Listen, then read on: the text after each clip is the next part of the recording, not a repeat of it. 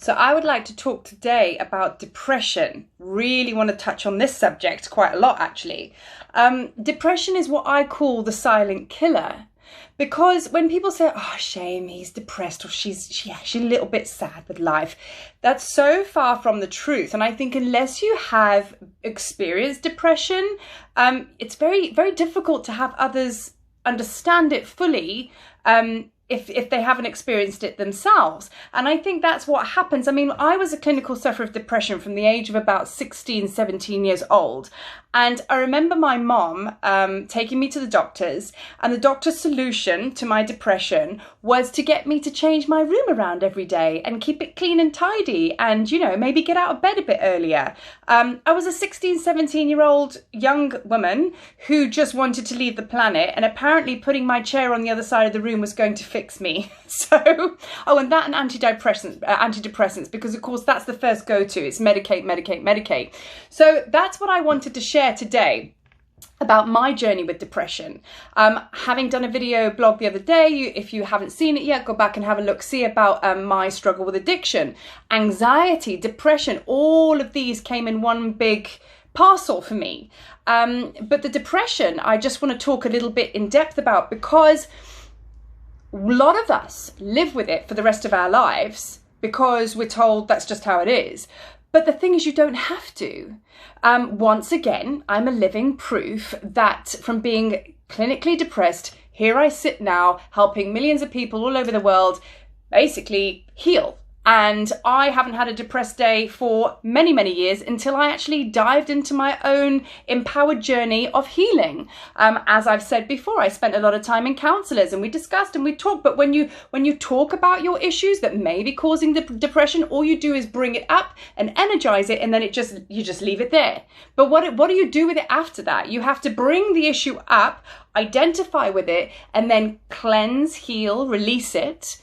And then you bring it back into wholeness, because that's your journey to oneness, right? That is the journey of oneness. But when you're depressed, or you have anxiety, or you have addictions, or whatever it might be, then that is the journey of separation. So that is, to keep it really simple, you're either in the light or you're either in the dark. And the things that can keep us in the dark are things like depression. So I'd like to share my experience on how powerful the shift was that how I came out of my depression. As I say, I spent many years working with the conventional therapy to kind of help me get out of this funk, as it were. And I was stuck in it for many, many years. In fact, I think that I was depressed from a very, very young age. And depression is separation. Depression is feeling separate from life. You're disconnected from your body and spirit. It's almost like you're in a fishbowl and you're just watching the world move around you real slow, but you can't connect with any of it. And you're just stuck in this alternate paradigm, just suspended. And it is really quite an intense, dark place to be. However, the longer you stay in it, the more you become well equipped to deal with being in that energy. So that is why I think many of us live our whole lives in depression. And because we develop coping mechanisms, but it doesn't have to be like that. So even in the shamanic belief, the Native Americans believed that when one of their tribe members or one of the people in their village started to obviously experience things like depression and the mental illness side of things, they would celebrate it. They'd be like, right, he's waking up. He's starting to connect with his spiritual abilities and his power. It's time to connect his energy with his physical body. And it was a time for the village to kind of surround him and support him and help him step into his power. And they would send them off on vision quests and, do all sorts of ceremonies to bring this great awakening to the forefront. But what do as the Western society? We look at somebody and go, well, they're a bit kind of left field and they're a little bit unstable. Let's send them to an institution or a doctor or whatever, and let's medicate them so they can fit in with our lifestyle and maybe not be so much as a problem, or just basically help them fit into society a bit more. So we kind of relate to people with mental illness as maybe different to the norm. They're the ones they're that bit of hair that sticks up on your head and you lick and you stick it down.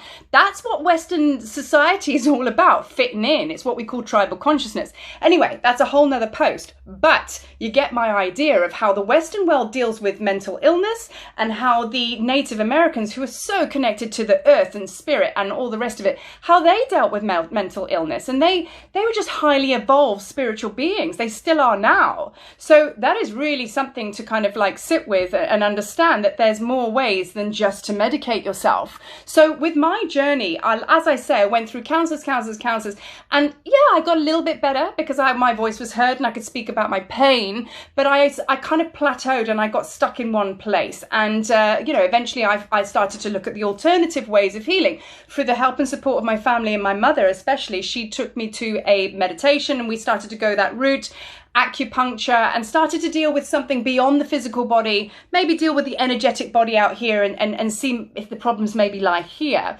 which ultimately they did. So with myself, my journey was kind of like of self-discovery. So it took a while because I started to gently, through these therapies, started to find my alternate path of healing, which was through energy, through holistic measures and means. And then that took me to meditation. And I remember the final shift, which was quite profound, and it literally was that easy. Now, going back to my previous video of addiction, my path wasn't easy. I was an addict for a good 10 years or so. I did some hard drugs, 3 nervous breakdowns, up until the age of 21, between 17 years old and 21 years old. And that was just me separating from myself more and more and more. And consequently, when that happens and you have separation, you actually just want to leave the planet, and you may try and kill yourself, if not do the job properly and just go all the way.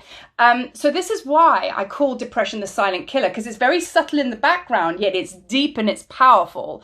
But it can be healed, corrected, aligned very, very quickly, because your body speaks your mind. So if you are experiencing depression or some kind of mental illness of some sort, even anxiety, bipolar, any of the above, it's your body saying, hey, I got an issue here. I got a glitch. Can you come and fix me? No different to a light bulb that blows in your house.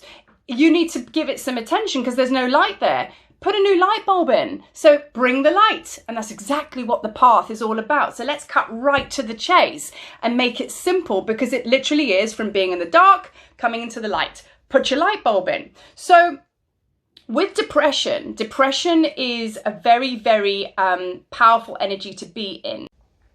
So just explaining now the big shift for me when I was a clinical sufferer of depression. How did I get here, where I am now? Well, I'll never forget it. I mean, look, there was a lot more moving parts to my healing through depression, but for purposes of a video blog, I'm kind of just like, skimming over the top to give you a rough overview on how this is possible, how you can heal. I remember trying to meditate, okay, and I could barely do 5 minutes a week, and because my monkey mind was ridiculous. And in that time, I was always struggling with like opening on one eyeball and going, is today a good day? Do I feel depressed today? Or am I okay? I had to still navigate the funk, as it were. So I never really had consistent days of happiness and just joy. Those just weren't available to me. So it really was like walking a landmine a lot of the time, like, just feeling out your days, lying down on the days that were rubbish and like running with the ones that were good. So that's where I was when I started meditating. So I started meditating 5 minutes a week. That was a struggle. Wouldn't give up those. Tried the next week and I managed to do 2 days at 5 minutes. I was like, right, now we're cooking with gas. And then the third week, I don't know what happened, but I just clicked in and I meditated every single day. Now, it's not just about meditation, but what I'm trying to communicate is through meditation, it brought me out of here. It took me out there, because that everything external in your reality is a product of the mind, because that is a limited way of thinking, being, feeling out there.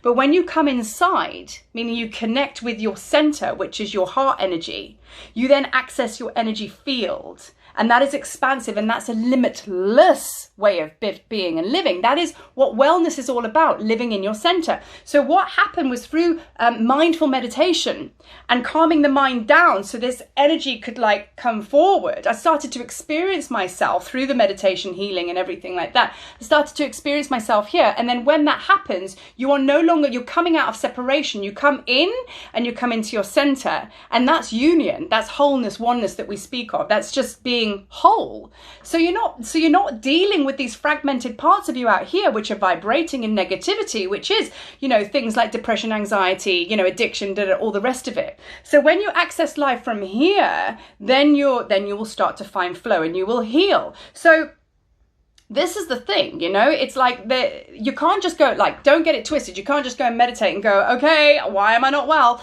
There was a level of unpacking of my stuff that I had to do, because we need to ascertain as to why you got depressed in the first place, as to why you have anxiety. You know, were you like me and you just came through being a light being, of a little angel of earth, and then you got here and you were like, wow, this isn't heaven. And then, you know, your soul kind of closed down. Or did you experience childhood trauma? Did something happen to you where it made you separate out of self? You know, at one point you were this happy, you know, expansive ball of light and energy, and there was like a peacefulness. You were here, but through trauma and negative experiences, bit by bit, you break away. And this is what the separation is. This is what we speak of. So you end up being out here, vibing with your new friends, anxiety, depression, and all of the bad crowd. And you're wondering why you're just living a horrific life. But when you come back to your good friends, the ones that are really, really good for your soul, and you hang out with them and good things happen, these are your heart friends. So come back in here. So you can understand that when you experience, every time you experience something negative, it will put you out there. So the question is there a trauma?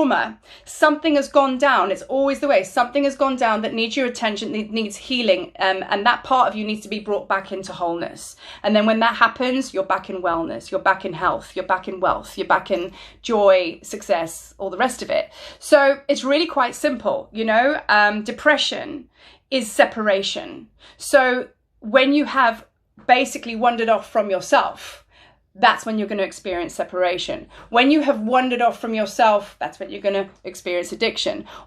Anything negative equals separation. Everything positive equals union, centeredness, wellness, wholeness, happy life. So the methods on how you get there are many, and I have many that I can assist you with to bring you back to your center. Now, it all depends on what resonates with your energy, because there's many, many different modalities I work with, but most of all, it's the body code and the emotion code. But with that, we bring through intuitive guidance. So I actually use my gifts and abilities to bring through my intuition quite strongly to actually pick up on your energy to find out where the blocks are, because you might not know they're even there. And that's how I unpack this stuff for you.